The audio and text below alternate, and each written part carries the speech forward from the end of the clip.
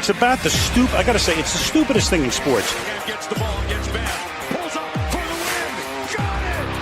Detroit basketball. Oh, Holloman looks the clock. Half court for the win. Oh! The Lions go for it. The Vikings bring it. The pass is a touchdown to give.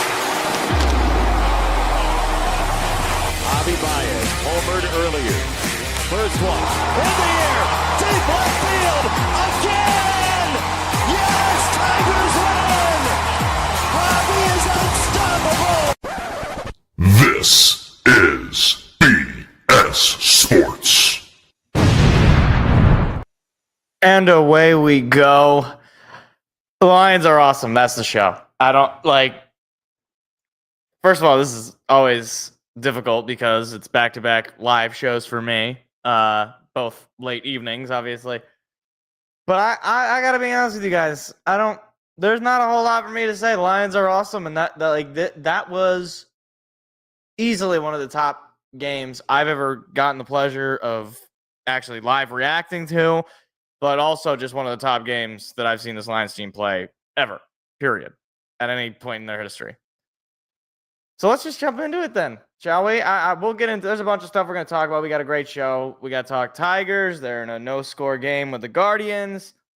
They could clinch the division if they sweep them, but the Tigers haven't won a game since the Lions beat the Bears. Literally, that's crazy. The Lions have won a game more recently than the Tigers have, and that's not good. Anyway, we're just going to jump right into it. So, last night's game, Lions get the win over the Ravens, final score of 38-30. Now, I just want to make one thing clear. That final score does not indicate how not close this game was, especially at the end. It was close for pretty much 80% of it, or 99% of it.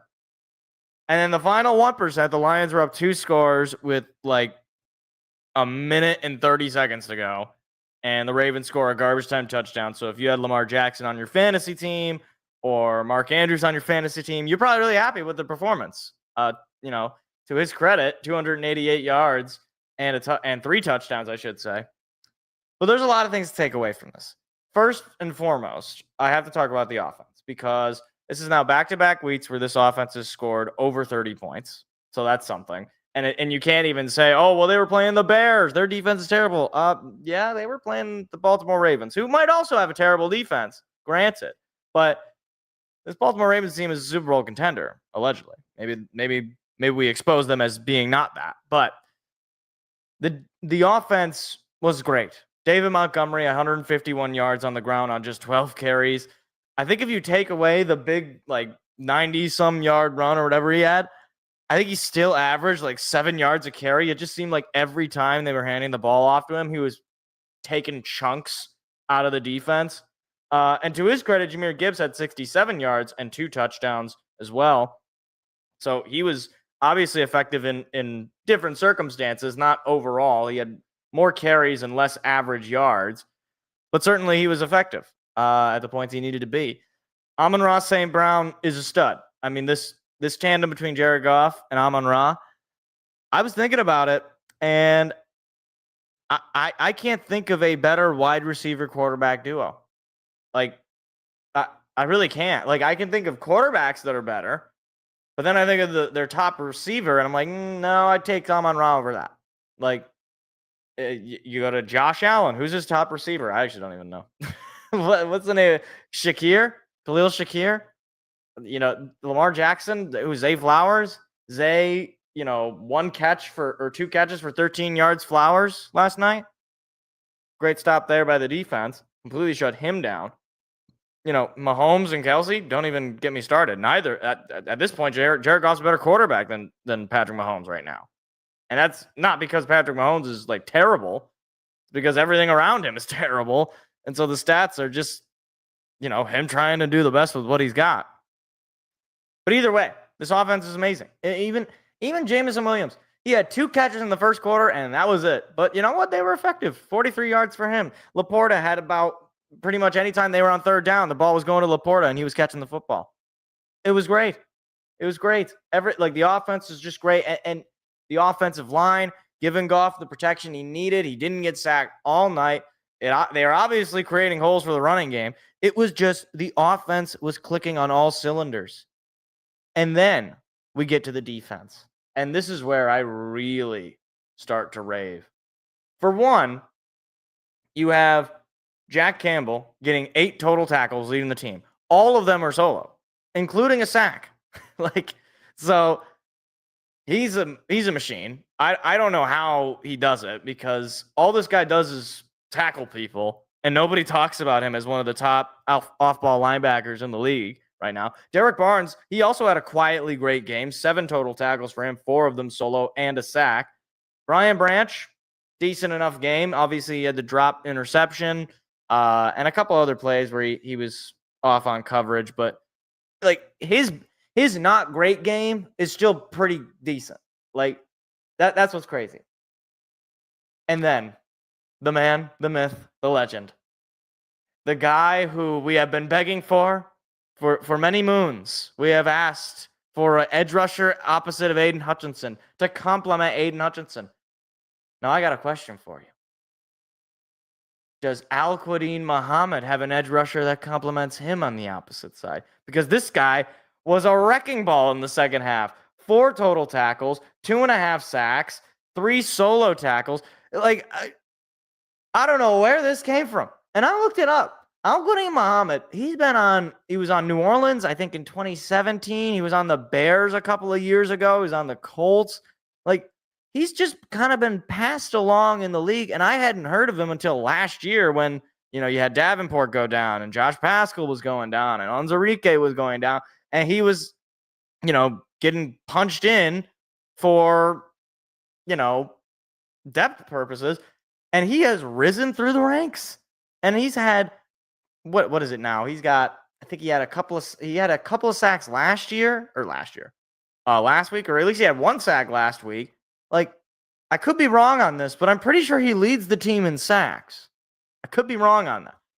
Al-Quadin Muhammad has been amazing. And to his credit, joking aside, Aiden Hutchinson, he didn't have a great, amazing night, but he made big plays in big moments. He had a big sack on Lamar Jackson, I believe in the 4th quarter, sometime late in the 4th quarter. He had obviously punched the ball out of Derrick Henry to force the fumble recovered by DJ Reed.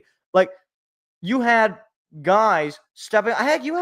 You had Zach Cunningham making a play at the goal line. You had Jack Campbell making a play at the goal line. You had, what's his name? Trevor Nowaske got a sack on Lamar Jackson. I bet you there are a bunch of Ravens fans who are watching that game like, who the heck is Trevor Nowaske? Who is that? Because most of them had never heard of him. And I don't blame him, because he's another one of these depth pieces. He's in there basically because of Lee McNeil and Josh Pascal and Levi Onwuzurike aren't playing. And I don't know if I made this point on the show, but sometimes you do kind of need those depth guys, because your starters are going to be subbed out. They're going to be dealing with stuff. And those depth guys can make a heck of a lot of a difference in a game. Like, obviously, if Zach Cunningham or Trevor Nowaske or Grant Stewart are starting for you, that can be problematic. But when those guys are put into roles where they can have success, where they're put around other elite players, they can succeed where otherwise they wouldn't be able to play a successful role. And I got to give credit to Kelvin Shepard, because going into this game, look, you can go back to the picks. I did pick the Lions, but I pretty much always pick the Lions. So you can use that for what it's worth. I, in my heart of hearts, thought, okay, I would love for the Lions to win this game, but they're underdogs. It's on the road. I don't know if their defense is really going to be able to handle Lamar Jackson. Most defenses don't. But they did. And not only did they handle him, they pretty much made him crash out. They made him and Derrick Henry crash out on the sideline, because they were like, what in the world are we supposed to do to move the football down the field? And the other thing, too, is the Lions left points on the board. And I feel like this is one of those, points that fans always make, because you always think every single driver should get a touchdown. No, that's not actually realistic. But you had the turnover on downs that you went 4 and out or 3 and out as soon as you got the football back. You had the fumble that turned into just a field goal when that very well could have or should have been a touchdown drive. You know, like this is not like this isn't like, you know, oh my gosh, in the first quarter or the first drive, we didn't march down the field or we didn't take advantage of a holding penalty that extended a drive. No, it's like we had opportunities, we did not take advantage, and yet we still won. Because when the moment was biggest, when you needed a big time play, when you needed to convert on a fourth down, when you needed your quarterback to step up and make the play, Jared Goff made the play, Lamar Jackson didn't make the play. Straight up. Like, you can say that the defense for the Ravens is worse than the Lions. Totally fine. Totally fine with that. Kyle Van Noy was out. They were out another defensive tackle. The point being, the better team won. And frankly, the better coach team won. I like Derrick Henry. I really do. But that crash out was a little much. All right? Like, now you're on 3 weeks in a row where you fumbled the football. 2 of those being in crucial spots. You could pull up where the one was against the Browns, but they won that game by 30 points. I don't think it really mattered that he fumbled the football. The Lions make the big plays when they need to. And look, this game to me, this announced our presence, at least in as much as it told the people, all of, whether it's the haters, I don't really like using that term, but the people who reflexively go to, this is not going to work out for Detroit. They're getting, arrogant. Brad Holmes isn't doing what I want him to do. Dan Campbell's not making the decisions I want him to make. This was the game where it was like, okay, let's all just calm down. All right? Maybe, just maybe, the people running a very successful organization, maybe we should just let them run it the way they want to run it. And it doesn't mean that the team is not going to have any problems. It doesn't mean that there isn't room for critiquing some of the moves or lack thereof that are made. But what it does mean is that the results speak for themselves. I mean, 2 years ago, this team got murdered by this Ravens team. Not exactly the same, but we're not exactly the same either. In this very same stadium. 2 years later, we go into their house, prime time, Monday night, only game on in the country, and we play with our food.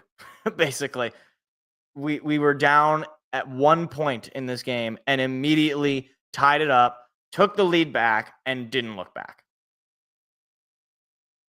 If you didn't already think this Lions team was a Super Bowl contender, this victory certainly should change your mind. And if it doesn't, I don't know, man. I'll see you next week against Cleveland. Maybe that will change your mind. Cleveland is not their defense is good. I mean, you saw it against the Packers, but I don't know. I feel like even if we do beat Cleveland, I don't think that's going to change anybody's mind. And that's why these wins against Baltimore are so important, because I was told that this schedule was going to be too hard, that the Lions can't play good quarterbacks, that they managed to sneak by all the good quarterbacks last year, and they didn't have to worry, and they didn't have to play them. And then they do play them, and they win. I don't know, man. I'm a plan truster, I guess. I'm willing to let this ride play out. And obviously, things are going pretty well in Detroit. Things are going pretty darn well.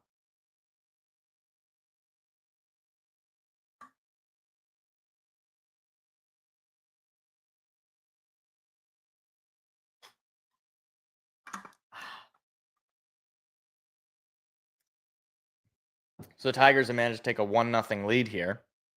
They had a runner in scoring position with nobody out with the 1-0 lead. They did not score a run, but that's okay because you got a 1-0 lead. Here's my thing, and we'll get into the Tigers maybe a little bit later in the show. Well, certainly a little bit later in the show because I have to talk about what's going on. But I don't care if they win these next 3 games all 1-0. You sweep the Guardians, you win the division. It doesn't matter to me. Win them 1-0 and get 1 hit each time. Now that's already out of the bag because they've got multiple hits. But win it 1-0 every single game. I don't care. Just win the division, because if you lose this division, the season is a failure. I'm sorry. You can't have a double-digit lead in the division late in the season and not win it. Sorry. Anyways. It's a 3-2 pitch. Broken bat. Jeez Louise.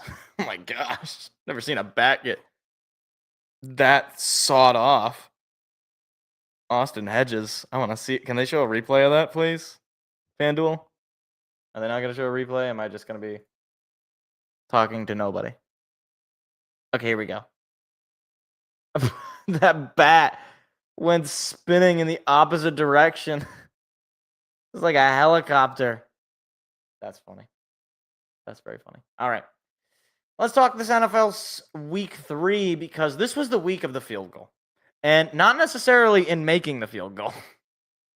First, I got to talk about this Eagles game. So, this game was not in my vicinity, so I did not get to watch it, unfortunately. I got the pleasure of watching the Browns and the Vikings games.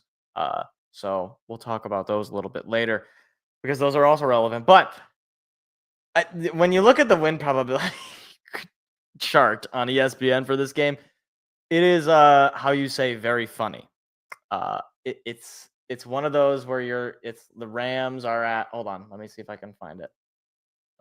Okay, the Rams are at 78. Eventually, at some point it gets to Eagles 100%, but I guess 78, was that as high as it went?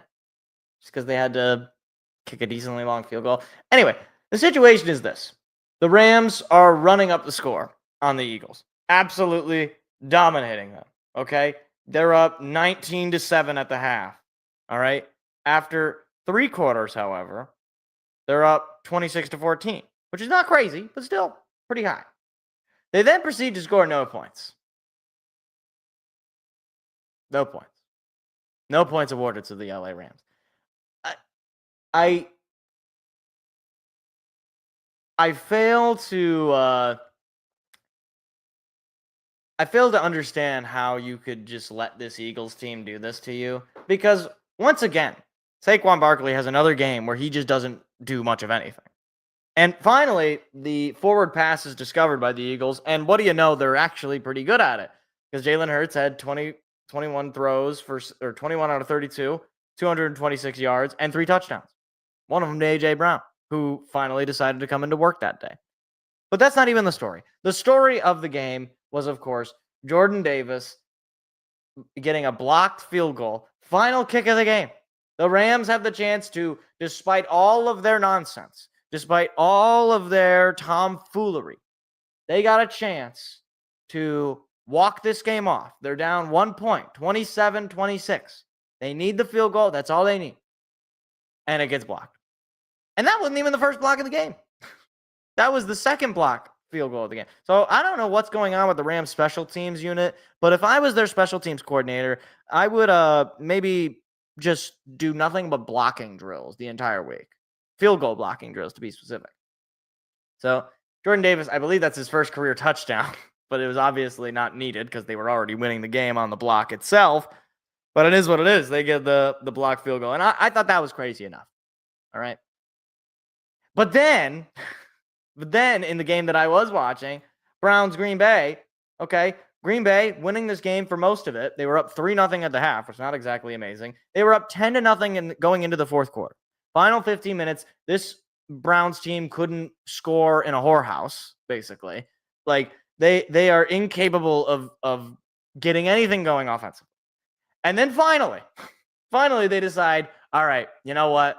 We're going to start scoring points. So they get a touchdown, I believe, or a field goal. I don't know what they got first, but all they got was basically they managed to tie it up. All right. So they tie it up, but the Packers moving down the field. Now they're in field goal range. Packers got a chance to reclaim the lead.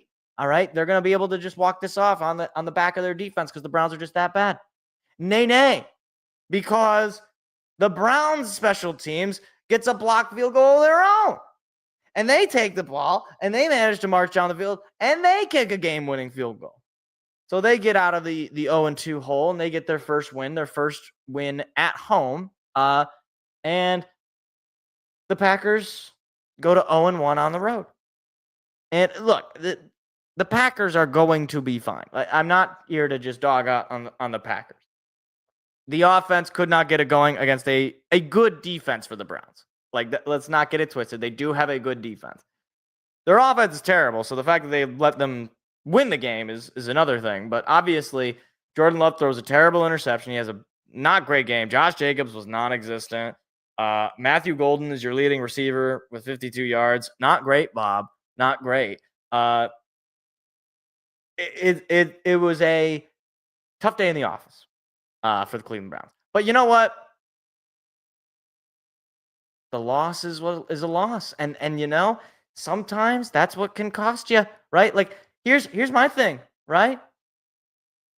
If it comes down to the division, it's one game away, and this is the loss that changes it. Sucks, Green Bay. Should have played better that week. That's terrible. Not great. Let's see. Browns ain't getting any credit from me, mainly because I'm mad at Clemson. Why are you mad at Clemson? I'm mad at Cleveland. Okay, I thought you was like, what does Clemson have to do with it? It's a totally different state. Oh, Torkelson just drew a walk. 1 out, man on first. Still 1-0 Tigers. But anyway, that was the weird field goal event number 2. But then we go to Tampa Bay, where the Buccaneers, wearing their beautiful throwback jerseys, not the creamsicle jerseys, but the white with the old logo jerseys. And they're in a close game with the New York Jets. Now, this is an interesting game because Aaron Glenn and his Jets looking for their first win. Tyrod Taylor, starting quarterback, taking over for Justin Fields because Justin Fields is just that terrible.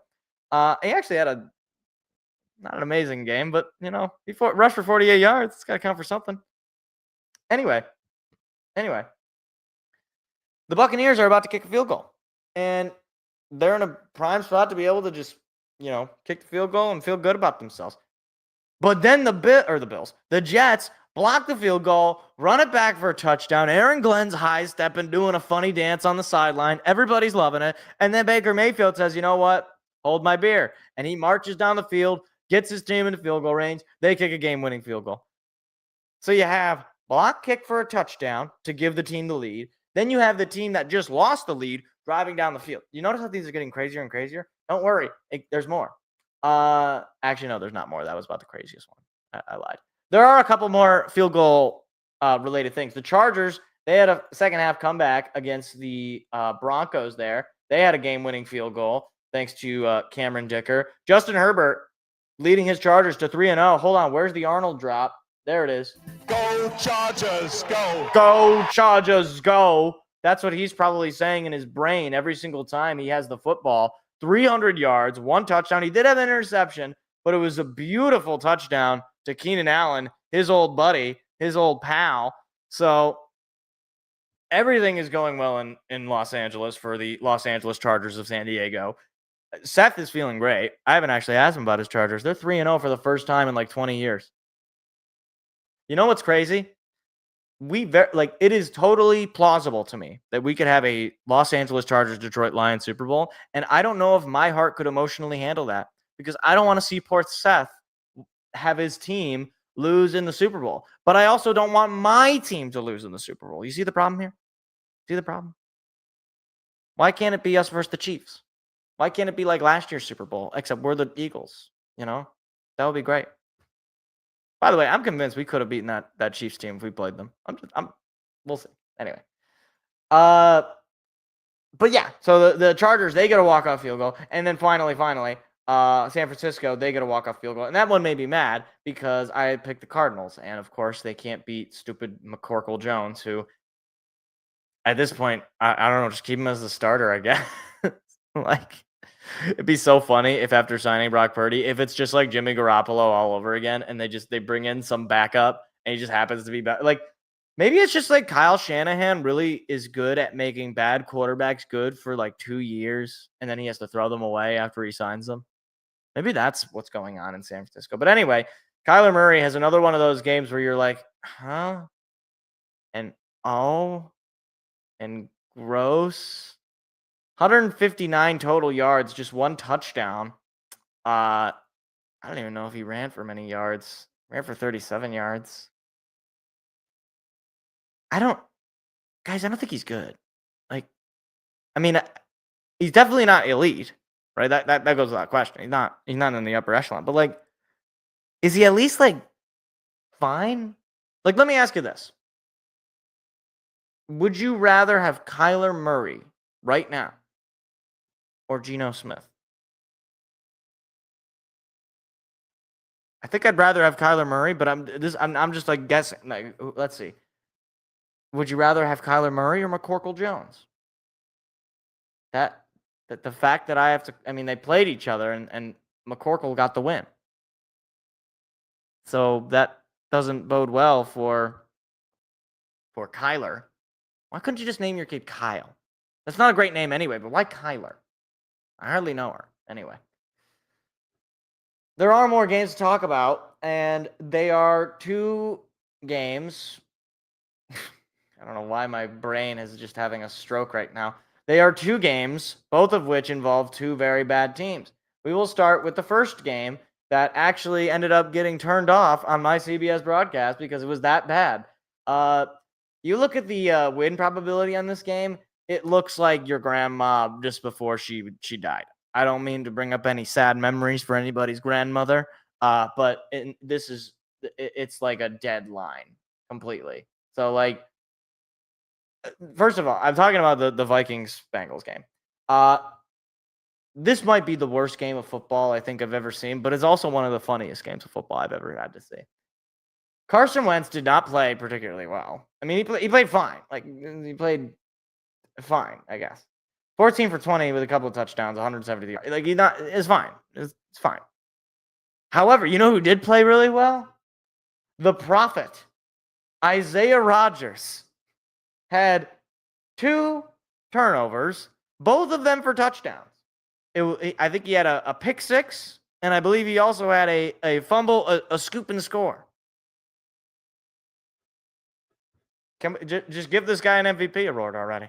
Like give him Defensive Player of the Week, and we can just move along with our lives. That's what I thought. Yeah, like just don't. I've never seen one singular player just completely take over a game like that. And it wasn't like, oh my gosh, he's making these. Like, it was more like comedic, the plays he was making. Like, he was ripping the ball out of the hands of the receivers. Like, look, no disrespect, but a lot of disrespect to Jake Browning because he's not good. 140 yards and 2 picks is not good. But the poor guy had Samaje Perine as his leading back. I don't need to tell you anything about the NFL to let you know the guy named Samaje Perine is not good at football. Okay, at least not good, not better than whoever it is they have at running back normally. I actually don't know because they don't have Joe Mixon anymore. Who do they have at running back? Well, it better not be Samaje Perine.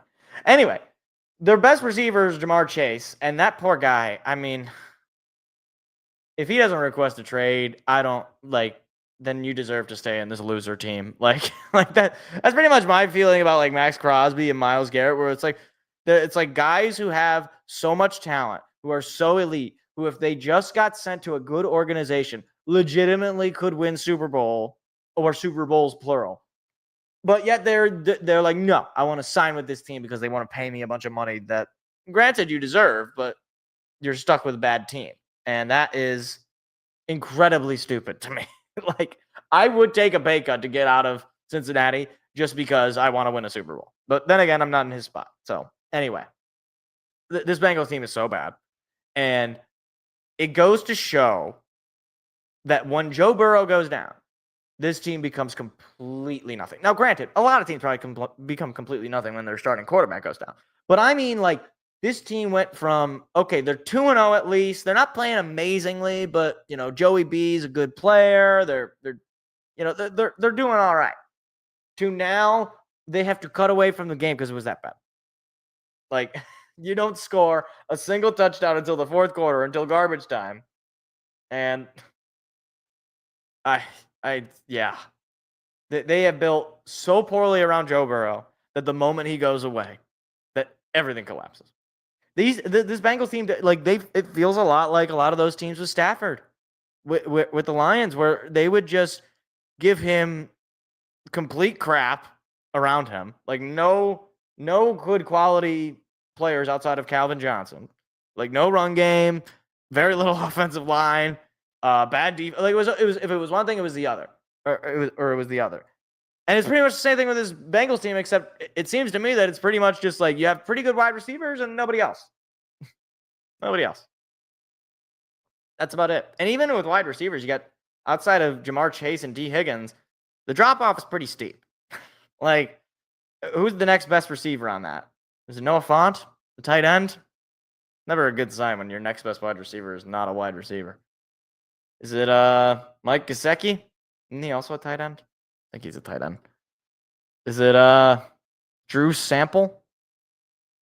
If you could identify Drew Sample in a lineup, let me know, because I couldn't. These names could be made up. You know, like Mitchell Tinsley. Isn't that what you put on Christmas trees? Tinsley? I think that's what it is. What's the stuff called with the, I don't know, it's like it looks like shiny. Tinsel. Yeah, it's kind of like Tinsley.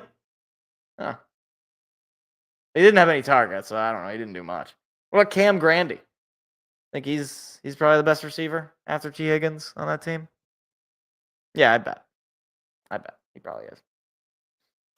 Oh, great. The Tigers loaded the bases and scored no runs. Maybe they're really going to win this game 1-0. I'll take it. I've already established. I want just win the game. I don't care how you win. But, of course, they squander another opportunity to open a game up because, of course, why wouldn't they? So, yeah. And I that was enough about the Bengals. I do have to talk about them boys. Them boys are not coming, in the words of Charles Barkley, the great political philosopher of our time. Them boys are not coming. Them boys are really, really bad. You know it's bad when you made Caleb Williams look like Tom Brady or look like Patrick Mahomes. Like, they didn't even have to run the ball. DeAndre Swift had 33 yards in this game. And the Bears just massacred them. Ben Johnson's pulling out the flea flicker plays. He's pulling out the craziness. Caleb Williams is airing it out. This was the first, apparently, this is a crazy stat. This was apparently the first game in Caleb Williams' career where he did not get sacked. And what do you know? They win the game. As it turns out, when you don't get sacked, you're more likely to win the football game. Signed every single quarterback ever. And also, I do find it deliciously ironic that the first game in which Caleb Williams does not get sacked happens to be a game against the Dallas Cowboys. Now, mind you, you might remember a certain off-season move that was made just a few weeks before the actual first game of the season. Actually, maybe not even, I think even a week before. You might recall a certain move for a certain pass rusher to be traded from a certain team to a certain other team, not based in Chicago. I don't know if anybody understands that reference. But anyhow, what is Chris Ilitch doing just randomly in the crowd? Why is he just in a regular seat? Is he that cheap? He doesn't want to get a suite? Okay. Anyway. Yeah, so them boys are bad. They're very, very bad. I just, Dak Prescott, yeah, you can put up a bunch of big numbers, man, but I'm just done with you. I'm done with this Cowboys whole thing. They're 0-2 on the road. They're 1-2 on the year. They're just terrible. Again, their defense is terrible. Frankly, they should be 0-3, but the Giants are the Giants and they can't beat anybody. So, it's just everything about this Cowboys team is terrible. They need to really fully and actually start over, but Jerry Jones is not going to do that. And because that would involve trading Dak Prescott.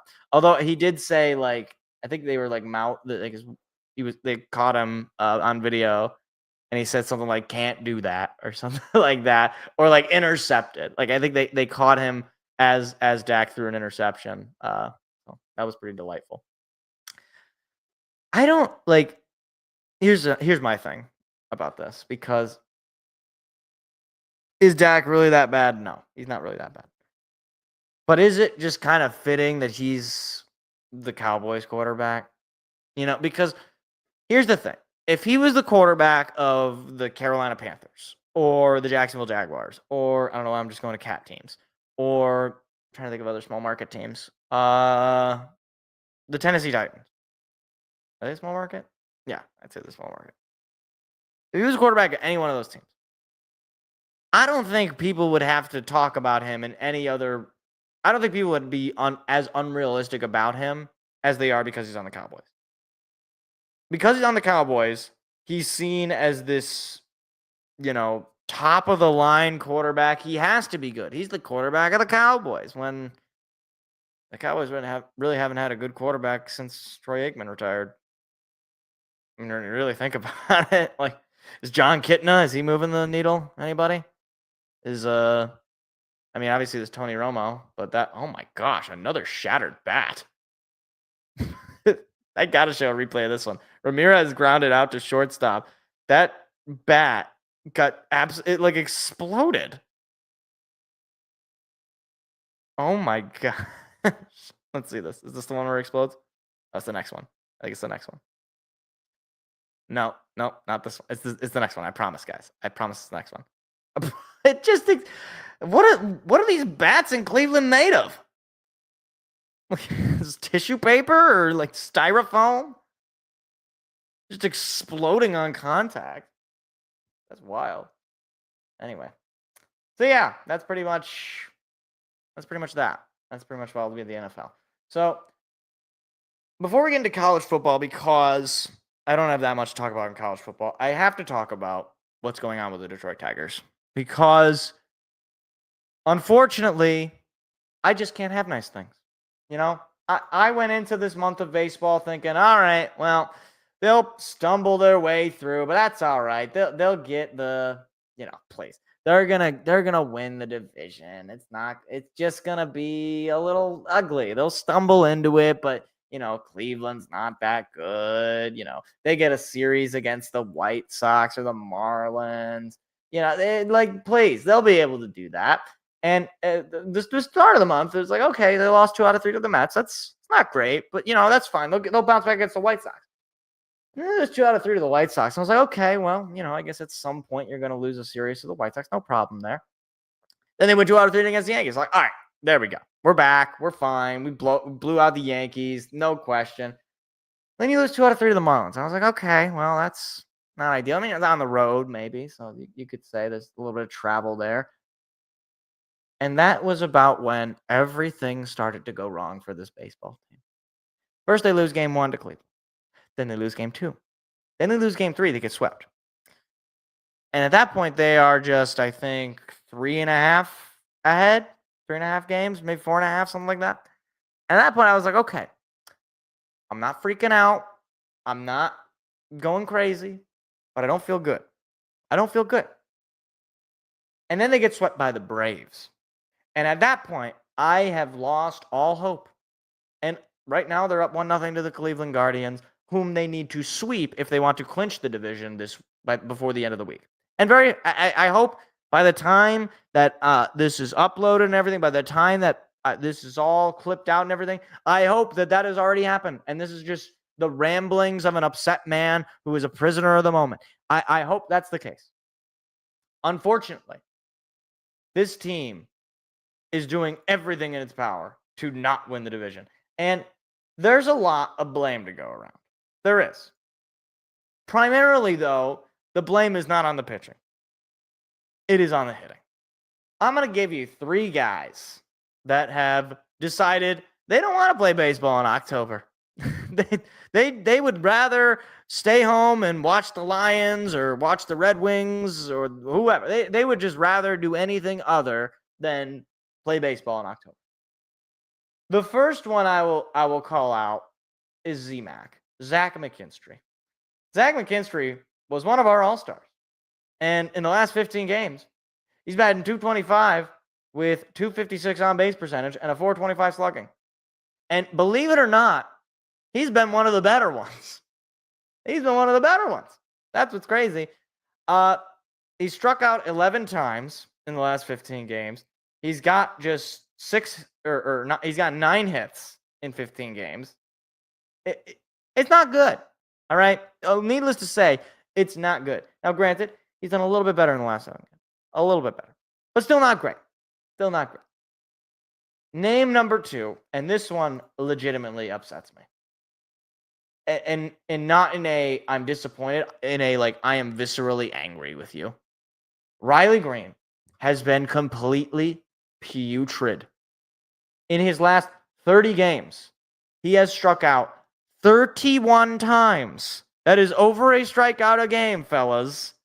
239 average, 315 on base, 422 slugging, which adds up to a little over 700. And then you go to his last 15 games, 179 average, 226 on base, 321 slugging, which amounts to somewhere in the 500s in OPS. And by the way, 18 strikeouts in his last 15 games. I don't know what is going through Riley Green's head right now, but he is not playing like the kind of player that he should be. He should be a superstar outfielder for this team. He should be a reliable offensive piece. He should be helping lead the team in offensive rallies. He should. Unfortunately for him, he has a strikeout problem. And all year he's had a strikeout problem. He's got the highest strikeout rate in his career this season. You want to know how bad it's gotten? Last year, he had 156 strikeouts. This year, with 6 games to go, he has 194. So he's got almost 40 more strikeouts in 6 less games. That is pitiful. Now, you might say, well, his average is about the same, 260 to 262, and his OPS is just a little lower, 805 to 827. The problem is strikeouts do nothing for you other than ruin your team. At least if you fly out, if you ground out, if you line out, you're forcing the defense to actually make a play. And things can happen. Guys drop pop flies. Guys bobble ground balls. Strikeouts does nothing for you. It does nothing but demoralize you. And his swing is too long. I was saying that even when he was playing well, but I was like, okay, well, it's playing well, so, I'm not going to freak out, but everything is not going right, basically, for Riley. Outside of maybe his fielding. But even that, he made some misplays there over the weekend as well. But the one game that I guess we should have expected this, but for whatever reason, we wanted to have a little bit of fun, and we were not allowed to have fun. That would be one Javier Baez. Javier Baez, in his last 30 games, is batting .209 with a 221 OPS and a 264 slugging. He has struck out 24 times, which, by the way, is actually lower than Riley's. So keep that in mind. Riley Green is actually striking out more than Javier Baez. In his last 15 games, Javier is batting .119, almost a whole 100 percentage points lower, or just points lower, not percentage points. 156 is his OPS on-base percentage. 156. If I told you his average was 156, you'd say that's pretty bad.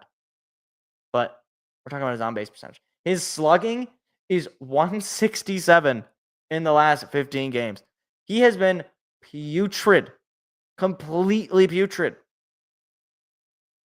And look, we've come accustomed to Javi Baez being bad. I'm not denying that. We've made the playoffs with the bad Javi Baez, although granted at that point he was injured and thrown to the garbage, and Trey Sweeney filled in his role fairly nicely. That has obviously not aged well because Trey Sweeney is also terrible. But we're not going to talk about him because I don't know. I don't really have the energy to talk about him. But furthermore, it's not just on the players, because obviously the blame goes on them for not performing, because they have the capability of performing and they're just not doing it. The blame also goes on the front office and on the coaching, because right now the team looks lethargic. They look not ready to play. There's no energy. There's no swagger. There's just nothing about this team. Nobody's stepping up. Nobody's making a big time play outside of, Skubal pitching well, or, the occasional torque bomb, or whatever the case might be. And that goes on AJ Hinch. I mean, I like AJ Hinch. I think he's a really smart manager. And he does he knows how to find the matchups, seemingly. But, I do get a little annoyed when I got to see, guys like Parker Meadows or Jahmai Jones leading off when neither of those guys are consistent hitters, because the plan is we want to get the matchups. We want the righty on the righty, or we want the lefty on the righty. We want the righty on the lefty, whatever. It's like, why don't we just put the best hitter in our lineup and see what happens? I understand, like, some guys hit better against lefties and some guys hit better against righties. So you want to maximize that. But some guys aren't good hitters in general. And while they might be better against lefties, or while they might be better against righties, they don't help you as much as you think they might help you. No disrespect to Jahmai Jones or Andy Ibanez. Both of those guys have put together some big-time hits for this team throughout the season. Not this season necessarily for Ibanez, but certainly in general. But also, not just AJ Hinch, but Scott Harris. Because as much as AJ can manipulate the lineup, when he has no other choice but to put Jahmai Jones as his leadoff man to try to beat the lefty pitcher, well, who would that exactly be on? It would be on the roster construction of Scott Harris. And if I just go down this hitting lineup: Riley Green, Spencer Torkelson, Kerry Carpenter, Gleyber Torres, Dylan Dingler, Colt Keith, Zach McKinstry, Wenzel Perez, Javi Baez, Jahmai Jones, Trey Sweeney, Andy Ibanez, Parker Meadows, Jake Rogers, and an assortment of other players that have come up and off throughout the year. Do any one of those players fear any, do those bring any sort of fear in the heart of opposing teams' fans? Like, when you're in a playoff game and you see Colt Keith walk up to the plate, are you like, oh my gosh, Colt Keith is up to bat? No, we're going to get our hearts broken. When Dylan Dingler steps up to the plate, when outside, maybe Kerry Carpenter, maybe Riley Green, maybe. Like, the closest we can get is a guy who only hits against righty pitching, and a guy who's got the highest strikeout rate in baseball, in Riley Green. Everybody else, they're gadget guys. They're guys that can, put together some nice at bats. They can put together good hits when you need them, but they are not. The Tigers are playing the Guardians. They're not Jose Ramirez. They're not Aaron Judge. They're not Shohei Ohtani. They're not Fernando Tatis Jr. And I'm not saying that you need to have specifically those kind of guys, but you don't have any of those guys. Riley Green is not in the same category as Aaron Judge. Not a lot of people are. He's not in the same category as a lot of top outfielders, despite the fact that he's had a good season. But he strikes very little fear in the hearts of his opponents. He does. He just doesn't. So that is on roster construction. And I'm not saying you necessarily need to get a superstar. You need to get the right players that are going to succeed and elevate this team. But a superstar sure helps. A big-time bat sure helps. Is Alex Bregman a superstar? I think he's a really good bat. We couldn't get him. He didn't want to come here. Not Scott Harris's fault. But he also didn't want to get Christian Walker. He also didn't want to trade for Eugenio Suarez. He also didn't want to get any notable bat. Really. I mean, the most notable bat that he got was Gleyber Torres on a 1-year deal. So he's probably not coming back unless he just really likes it here and we managed to sign him to an extension. And frankly, the way he's been playing somewhat recently, I'm not sure that people really want him to get an extension. So regardless of how this season ends, hopefully the Tigers can pull away and get this division handled. It is in their control in as much as they got to just go out there and win baseball games, which they're certainly capable of doing. But if they do not win this division, and furthermore, if they somehow manage to miss the playoffs entirely, something's got to happen. I'm not saying necessarily people got to get fired, but you have to change your approach. You have to go out there and you have to make this team a lot better. And that means investing in the hitting. I've said it for years. They have not actually invested in the hitting. They've invested in development, and guys that they have gotten better, and that's great, and that's awesome. I love seeing that Spencer Torkelson hits over 30 home runs. I love seeing that Riley Green hits over 30 home runs. I like seeing Colt Keith and Dylan Dingler. All those guys get better through development. That's great. Bring me the Pudge Rodriguez. Bring me the Maglio Ordonez. Like those are the kinds of players that can put you into full-on, we're now a World Series contender. And that is kind of the point here, right? To win a World Series. And the other thing, one last thing before we end this segment, because Skubal is on the mound right now. If you don't plan on signing Skubal, then trade him. Straight up. You're going to get a haul of prospects or maybe a ready-to-go bat. You're going to get a haul. And if this is your last hurrah with Skubal, and maybe that's why you weren't, willing to go all in because you wanted to see what you could do with one last season of Tarek Skubal, fine. But then trade him. And you better get a haul, and you better actually win that trade. Because I remember the last time this Tiger team traded off one of their best pitchers in Justin Verlander, and that trade got us Jake Rogers, and that's about it. So we're going to learn a lot about Scott Harrison this offseason, regardless of the result. Now, hopefully the Tigers, they put it together. Maybe they even win the World Series. I doubt that's going to happen, but stranger things have happened in this league. Either way, the offseason is going to be very interesting. Very interesting. So, Scotty boy, let's see what you got. Because right now, I'm feeling sad. Even though the Tigers are winning right now, I'm feeling sad.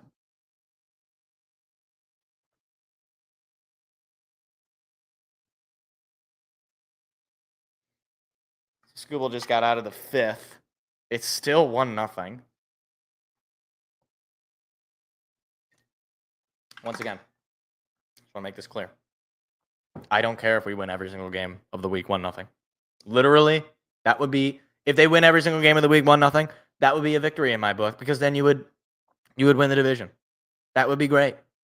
So do that if that's what it takes. But just please, I can only take losing so much. My little sports fan heart can't take it anymore. I just want my beautiful Detroit Tigers to have a division pennant. It's been 10 years. I was in 8th grade the last time they won the division. Actually, I guess I would have been a freshman in high school, which is still a long time ago. It's over a decade ago since they've won this division, which I guess, granted, compared to the Lions division drought before they won it in 23, not that bad. And nobody cares about divisions in hockey or the NBA, which they do technically have. They do. I guess division kind of matters in hockey because of seeding and stuff, but the NBA doesn't matter. They straight up do not care about division. So, all right. We'll get into college football here. I'm just going to briefly talk about Michigan State and USC. Full disclosure, did not watch this game. Well, not exactly. I listened to the first drive or so when Michigan State took the lead on a nice passing touchdown from Childs to I don't even know what the guy's name was, but anyway, that was the extent of what I heard, and then I watched about until I think the score was 17-7 USC, and then I went to bed. And Michigan State loses the game 45-31. Here's my takeaway: offense good, defense bad. That is my takeaway. I have no further thoughts. This game has solidified the fact that this defense is very, very, very, very, very, very, very, very, very, very, very, very bad. Now, I want to make a point here because once again, I feel like I am out of the loop compared to many Michigan State fans. I don't get the the angst of, oh my gosh, we're in free fall. Jonathan Smith is terrible. We need to get rid of him.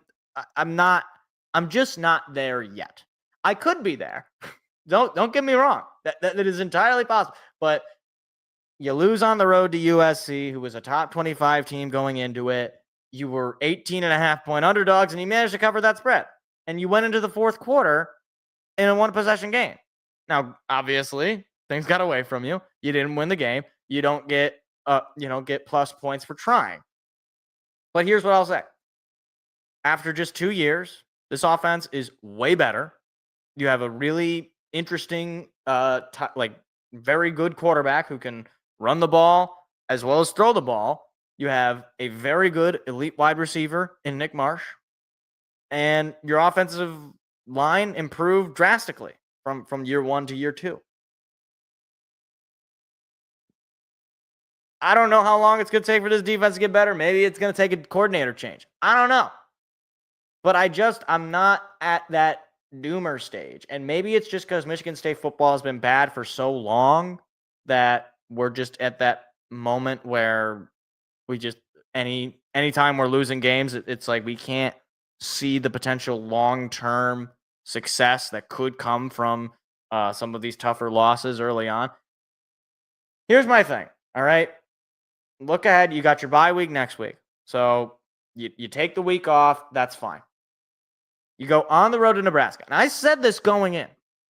If you can split this road trip, you can go 1-1 on this road trip, and you then come back home for a noon kickoff against UCLA, who has no head coach. And also, I think they fired their defensive coordinator. Like a team that is just in free fall. You want to talk about free fall? That's UCLA. If you can go into your house and be 4-1 and then potentially be 5-1 going into a game against Indiana, that makes me feel a whole lot better. Okay? That makes me feel a lot more calm than otherwise. And look, you're going to have a tough stretch there after that. You're going to have to play at Indiana, who we'll talk about them in a few minutes. Michigan at home, they're a good team, but I don't think they are a great team. And you'll have to play them at home, so you have that advantage to you. You're probably going to be underdogs depending on, look, if you go out there and you murder Nebraska and you murder UCLA, despite somehow your defense decides, that's how you stop. Okay. But look, I don't think that 8-4 is completely out of the realm of possibility. I think it is probably not realistic. I think the more realistic is going to be 6-6 or 7-5. 6-6, I would not be happy with. 7-5, and you beat Michigan, or 7-5, and then you win your bowl game. I could be okay with that. I'm not ecstatic. I'm not jumping out of my chair, but I'm not, fire the head coach. I'm not at that mode. Like, here's the thing. Looking ahead right now. Okay, Nebraska's on rank 2, and they just lost a tough game to Michigan. Their offense is probably going to be better against you because your defense is just that bad. But is Nebraska an automatic loss going into that game? I certainly don't think so. I mean, I'm just going to take a look if they got okay, so they do have the matchup predictor. It's got MSU at just 14.5%, which I think is a little just, our defense is really just that bad, guys. I'm telling you. Like, here's the thing. You want to see something crazy? Okay, let me just show you this box score of this game. Okay, Michigan State, in totality, team stats, they went 5 for 11 on third down. They had 337 yards in total. 225 of those were in the air. 13 for 24 was the completion rate. 9.8 yards per pass. That's very, very good. Okay? 112 yards on the ground. That's 3.5 yards per rush on 32 carries. They had 6 penalties, which is not great, but, not too bad. They didn't turn the ball over ever. If I just told you that, you'd be like, oh, they played a pretty good game. Probably won a decently close game, or maybe even a blowout.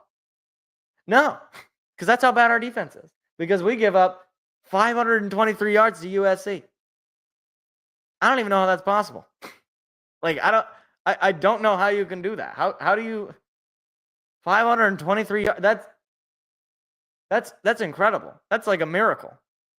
Like, has somebody called Pope Leo the 14th and seen if he can investigate this miracle? Because that's crazy. That's insane. 523 total yards. 234 of those are bad. Like, they almost didn't even pass as much as you. Like, you had just 9 yards less in passing than they did. The problem is they rushed for 289 yards. So needless to say, Michigan State's defense is not good. But as far as their schedule goes, I don't think Nebraska's an auto loss. I think UCLA, that's got to be a win. It's at home. It's UCLA. They're terrible. They're certainly worse than you, right? Right? At Indiana, okay, fine. You can write that as a loss. Michigan, I do think that's a toss-up. Sorry, I'm not going to say it's, Michigan all the way. That just seems a little too nitpicky. Minnesota on the road, that should be a win. Okay, Penn State at home, that's probably a loss. All right, unless James Franklin does the funniest thing in the world and loses to Michigan State this year, probably going to be a loss. At Iowa, is Iowa some offensive powerhouse? No. So maybe you think our bad defense could at least keep them in check. We beat them last year at home. This time it's going to be on the road. And you got Maryland at home, although technically that's in Ford Field. And Maryland's not good. You beat Maryland last year. So, let's see. You got win against UCLA, win against Minnesota. I'd say a win against Iowa and a win against Maryland. That gets you to at least 7-5. Just from those games alone. So outside of those games, if you can get one, heck, if God willing, you could get 2 wins out of the rest of those games. That, my friends, would be cause for massive success. And I know that Michigan State fans are antsy, and I know this defense sucks. I'm not denying that. I'm just saying, can we at least let the rest of the schedule play out? We still have a winning record here, guys. And we got a really fun offense. I'm just trying to have fun. Maybe that's why I'm wrong, because I'm trying to have fun. What in the world is Scooble doing? What was he thinking, trying to snap that ball back? What the hell was that? You just gave up. Now you got the tying run in scoring position and nobody out. What are you doing? You tried a backwards, like a snap, like a football snap. Like, what are you doing? Okay. I just feel sad now. Bear down? What happened? Did a bear fall down? What happened? Who on the Bears went down? Is Caleb Williams hurt? No, he's not hurt. Okay. Anyway. So I do have a few things I want to talk about this week in college football because there were a few games of interest, namely Indiana committing war crimes against Illinois. I'm going to be honest with you guys. I did not watch this game. I was on the road during this game. So I turn the radio on as soon as it's about to be Michigan State's game. And they're recapping the games of the night. And I hear them say, Indiana really taking it to Illinois. It's a 10. I was like, did he just say 60? Like, did I just hear the word 6-0 exit his mouth when he said that? And yes, I did. I don't have any more commentary other than the fact that you let a conference opponent drop 60 on you. That's got to be a miracle of modern science. That's terrible. I got nothing else to say about it. That's just terrible. Speaking of terrible, at least for me as a Michigan State fan, Michigan gets the win over Nebraska 30-27. Dylan Raiola, despite playing a really solid game, and Bryce Underwood not playing an amazing game, just 105 yards for him. They had Samaj Morgan apparently throw the ball, which is odd. But Justice Haynes is legit. The guy is a stud on the offense for the rushing attack.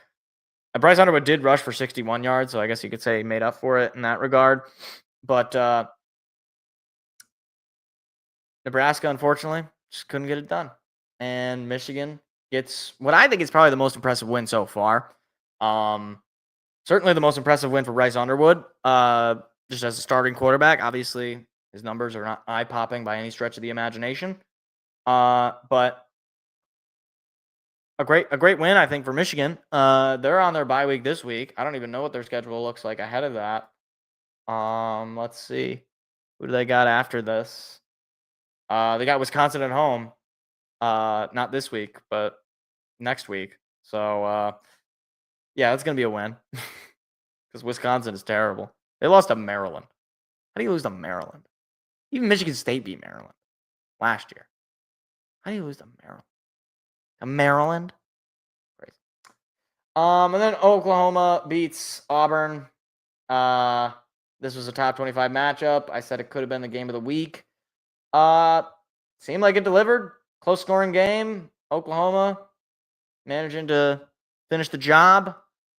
Jackson Arnold for Auburn, their new quarterback this year. Decent enough game. Mateer, though, he has a great game, but he's going to be going down. Apparently, he got surgery after this game. He's going to be down for a month. So I guess you'd rather he go down for a month now than go down for a month late in the year. But unfortunately, given the playoffs and given seeding, you can really find yourself getting screwed here if you're Oklahoma, which is really disappointing because Mateer was putting together a Heisman caliber season, and unfortunately, injuries take over and get the best of him there. So it sucks, but Oklahoma gets the win, and they're kind of in the driver's seat a little bit.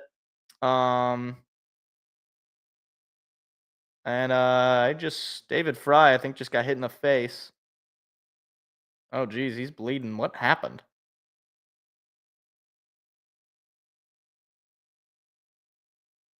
It looked like he squared to bunt. Eric Scooble looks very concerned. What happened? Are they going to show the replay, or I don't know if they will.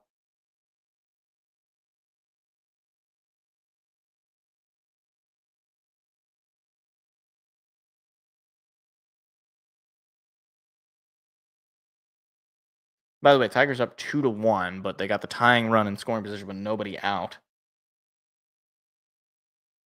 So, yeah. But anyway, just to look ahead for week 5. So, I guess fortunately for me, Michigan State is on a bye because I have a wedding this weekend, so I don't have to worry about that for a Michigan State game. There actually are a decent amount of good games this week. You got USC and Illinois, noon on Fox. That's a big noon game. It's pretty good big noon game. You also got, scrolling down here, you got Ole Miss hosting LSU at 3:30 on ABC. That should be a good one. And then the evening game that is definitely going to be the game of the week. It's going to be Alabama at Georgia, 7:30 on ABC. So I might be able to catch some of that, but I largely will probably not be able to watch most of these games because I'll be at a wedding. And you know how I feel about fall weddings, but I didn't plan this, all right? He's a friend of mine. He's not a football fan, obviously. His wife's not, or not his wife. His fiance, soon-to-be wife, is not a football fan, seemingly. And yeah, it's okay. It's all right. Just know that I will not be celebrating a fall wedding unless my wife really, really wants it. And then I'll say, okay, honey, it's fine. We could do a fall wedding. Just as long as Michigan State's not playing. Because I don't want to be nervous during I don't want it to be a big game and I'm nervous during the ceremony. I'm already going to be nervous during the ceremony. I don't want to have to also have a Michigan State football game there. You'll be there, David? Thank you. Not for, at the wedding. I thought you were talking about my hypothetical wedding. We're going to have to tell Brad not. Well, I guess Brad doesn't watch football, so he can have his wedding whenever he wants. But fall weddings are out of the question, right? I mean, you can't do a fall wedding. Why would you want to do a fall wedding? He's lucky that it's going to be nice weather this Saturday, at least from last I looked. Get married on Lions Super Bowl? Get married on a Sunday? Can you do that? You allowed to do that? Yeah, I guess you could do that. If somebody was getting married on the Super Bowl, I'm just gonna tell them no. I'm just gonna, I'm gonna mail them the check and be like, no, I'm sorry. Get married another time. Maybe you could get married and then maybe you could just do the reception the next day, and I might be able to go to the reception. I don't know who you're gonna get to be as a witness because you do need a witness. But no, I can't do it. Can't do a wedding in the fall. Can't do it. Was the Lions not going? Not happening. I'll be at the game. Yeah, what are we talking about? It's like, dude, I'm at the game, like right now. Like, are you coming to the wedding? No, I'm in the stands. I got a hot dog. Oh yeah, no. You're not getting most. Yeah, you're not getting most of the priests. Like, it's not going to happen. It's not going to happen. I don't know why. You know what? This is the time for a rant because we're near the end of the show. And what I need is to go on this rant here. No fall weddings should be allowed. They shouldn't be allowed. For the simple fact of this, here's what you want. If you want people to be engaged in your wedding, which I imagine most people should, do not do it in the fall. Why? Because college football is going to be happening on a Saturday weekend, which is probably the more likely day that you're going to get married, right? Unless you want to get married on like a Tuesday, which I guess you could. But, you're not going to you're definitely not going to get people show up. But you get married in the fall, right in the heart of, potentially postseason baseball. If your team's in the playoffs, college football is happening. The NBA and the NHL are starting up. The NFL is starting, getting into the grind there. Although those are only Sunday games, but you get my point. So you're gonna get people who are like, oh, I don't want to go to this wedding. I don't even know this guy that well, and the Michigan game is on. I'm gonna be distracted, and I'm like, if you do it in like May or in like June, everybody's on the same page. Everybody is like, okay, yeah, there's basically nothing going on. July, it's another great one. The only thing about, it's too hot. It's too hot. You know what I say to that? Wham. Wham. If it's too hot for you, I don't know, get a fan. Wear less clothes. Not wear less. Well, that came out wrong. Don't. No one know. No one know. That's what I'll say. No one know. If you complain that, it's too hot in July, air conditioning, fan, dealing with being a man, stop sweating. Just stop sweating. Just say No more. no more. There'll be no more sweating. That's what you should be doing. But anyway.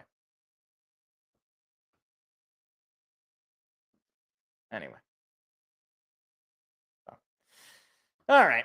That was my rant. Don't get married in the fall. If you do, I'll probably still go, but I'll be upset about it. Who does Michigan State play on November the 1st? They got another wedding on that day. Hold on. I just was looking at it. Hold on. Now I got to look at this. Does Michigan State play on November 1st? I don't know if they do. They might have that buyout. They might have that day off. Why does it not give me the day? What is the purpose of this schedule? Okay. They do play. It's at Minnesota. That's one of the games we could win.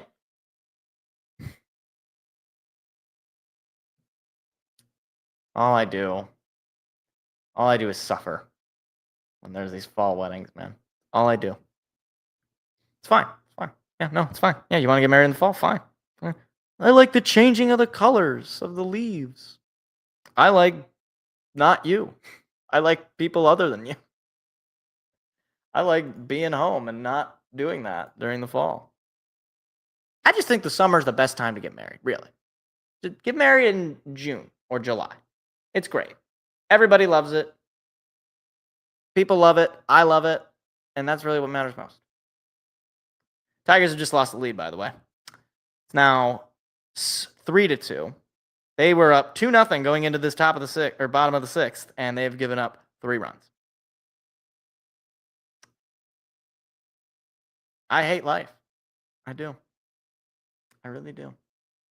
I hate this team. I guess it's not that big of a deficit.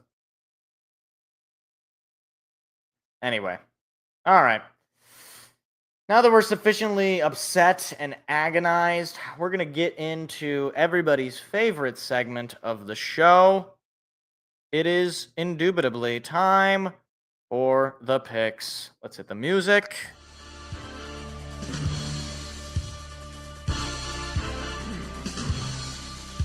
Okay. All right. I like this song. I like this music. All right. So this week they decided they were not going to do good games in primetime. They wanted to do only bad games. So let's just jump into it. Seahawks Cardinals on Thursday Night Football. Seth is taking the Seahawks in this game. I'm going to take the Cardinals.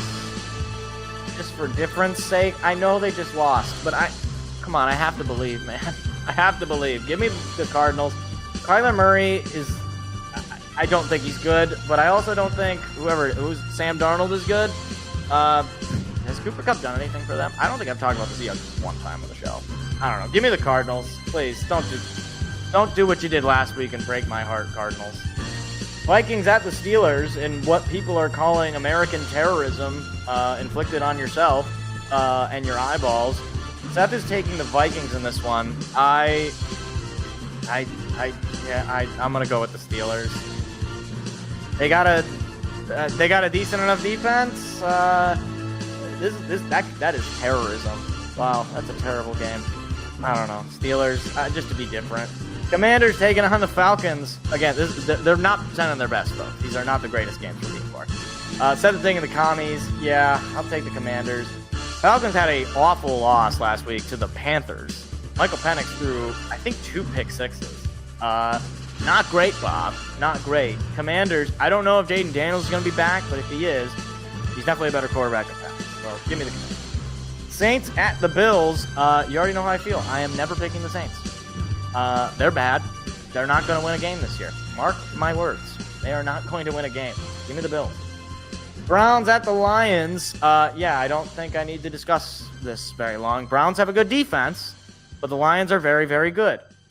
So, yeah, give me the Lions. They should roll. If they don't win this game, it will just be confusing, and I don't want to be confused. I want a team that makes logical sense. So give me the Lions. Titans at the Texans. Once again, football terrorism strikes again. Seth is taking the Texans. I'm going to agree here. The Texans are 0-3, but the Titans are also 0-3.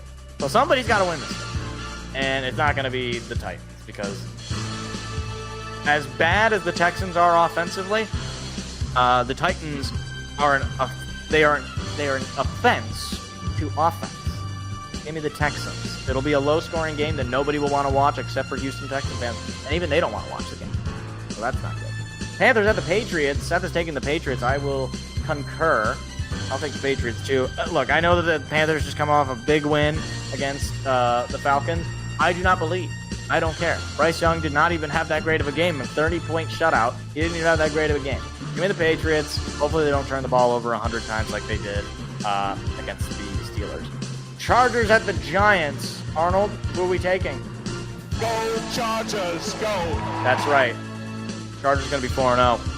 I don't know when they have to play an actually good team, but it's not now. They get to play the Giants, and Jackson Dart has already been announced to be the starter for this game. So good luck with that, New York. That's not going to be good. Give me the Chargers. Easily win. Eagles at the Buccaneers. Seth is taking the Eagles. I am going to take the Buccaneers. This could be their announcement game, their game that, okay, we are legit. And granted, they played some close games, but Baker Mayfield, 3 games and 3 game-winning drives. Is it sustainable? No, it is not. No, it is not. But it is very fun. And at some point, the Eagles' luck has got to run out. That blocked field goal was nonsense. Give me the Bucs. Give me the Buccaneers. Colts at the Rams. Seth is taking the Colts. Wow. He is drinking the Indianapolis Kool-Aid, the dark blue Kool-Aid. I am taking the Rams. They very well should have won that game against the Eagles. They took their foot off the gas. I don't think they're going to do that against Daniel Jones. He will finally realize that he is Daniel Jones and stop playing like, Peyton Manning. So give me the Rams. I do not believe in the Colts. I refuse on principle. Jaguars at the 49ers. Seth's taking the 49ers. I'm taking the Jaguars. Yeah, I mean, they beat the Texans. Not that that's much of an achievement. But the 49ers, again, this is another team that is just kind of sneaking by undefeated. I know they're undefeated, but they just feel totally fake. And they have not had to play a really good team all year. Not that the Jaguars are that good, but they are feisty. And feisty can mean they can win the game. I don't know, man. I don't want the 49ers to be 4-0. McCorkle Jones does not deserve to be 4-0. No way. Ravens at the Chiefs. That's taking the Birds. Yeah, you got to take the Birds. Lamar Jackson overall on the box score played a great game last night. Unfortunately, his defense is terrible. and he didn't put it together when he needed to put it together. So the Chiefs, on the other hand, they're just terrible. Like, their offense is legitimately awful. Like, bad on basically every level. So, yeah, give me the Birds. I think they're going to easily win this game. The Bears at the Raiders. Seth is taking the Bears. Yeah, I'm going to agree. This is basically a neutral site game because it's in Vegas, and none of the Raider fans are in Vegas anymore. Or at any point. Were they ever in Vegas? Other than maybe when people from Oakland took a vacation to Las Vegas. Yeah, give me the Bears. I think maybe Caleb Williams can, feed off of that game last week. This is not a good Raiders team. Nothing about this team screams good vibes. Last week's loss against the Commanders of Marcus Mariota at the quarterback position for them. It's not good. I think the Bears, they're going to get themselves back not above water, but at water level. So, give me the Bears. And then we got Sunday Night Football. Packers at the Cowboys. Yeah, I don't need to take any time with this. Them boys are them bad boys, but not like the good bad boys like the Pistons in the 80s. These boys are terrible. I think Micah Parsons has had this game circled, underlined, highlighted, everything. He is going to have a big game, and if he doesn't have a big game, it would be actually kind of the funniest ending. So I there's a part of me that wants the Packers to win and Micah Parsons to play terribly, or Micah Parsons to play really great, but the Cowboys win. Either of those endings would be pretty funny to me. But yeah, the Packers are just an overall better team. Give me Green Bay. And then we got 2 Monday night games because one bad game wasn't enough. Jets, Dolphins. Seth is taking the Dolphins. I don't. None of this is bad. I don't like this. I'm gonna actually take the Jets. Aaron Glenn will get the boys hyped. Divisional game. The Dolphins are really, really sad and bad and terrible, and nobody likes them. Just vibes are off. At least with the Jets, they're losing games, but they're kind of like fun. It kind of feels like the Lions in those early years when they were just losing games, but they were kind of in a couple of those games. I think maybe the Jets can get it done here on Monday night. And then finally, the second Monday night game, Bengals at the Broncos. Seth is taking the Broncos. Yeah, that showing from Jake Browning did not leave me feeling good. Broncos got a very good defense. I don't think that they're going to be able to do much of anything with Jake Browning at quarterback. So give me the Broncos. All right, rounding it out here. Seahawks at the Cardinals. I'm taking the Cardinals. Seth's taking the Hawks. Vikings at the Steelers. I am taking the Steelers. Seth is taking the Vikings. Commanders, Falcons. We are both taking the Commanders. Saints, Bills. We are both taking the Bills. Browns, Lions. We're both taking the Lions. Titans, Texans. We're both taking the Texans. Panthers, Patriots. We're both taking the Patriots. Chargers, Giants. We are both taking the Chargers. Eagles, Buccaneers. I am taking the Buccaneers. Seth is taking the Eagles. Colts, Rams. I am taking the Rams. Seth is taking the Colts. Jaguars, 49ers. I am taking the Jaguars. Seth is taking the 49ers. Ravens, Chiefs. We are both taking the Ravens. Bears, Raiders. We are both taking the Bears. Packers, Cowboys. We are both taking the Packers. Jets, Dolphins. I am taking the Jets. And Seth is taking the Dolphins. And Bengals, Broncos. We are both taking the Broncos. And those are your NFL Week 4 picks. All right. That's the show. So, if you enjoyed, please hit the like. Please hit the subscribe button. I am very tired. I want to watch my Tiger team just rip my heart out. So I'm going to do that alone in silence and stare at the sky until my eyes fall out. So once again, if you enjoyed, please hit the like, please subscribe. We'll be back on Sunday to do the Lions-Browns game. No Michigan State game this weekend, so obviously nothing going on there. Have a good rest of your night, everybody, and take care. Maybe the Tigers will come back. Maybe. I don't know. I'm dead inside. Good night.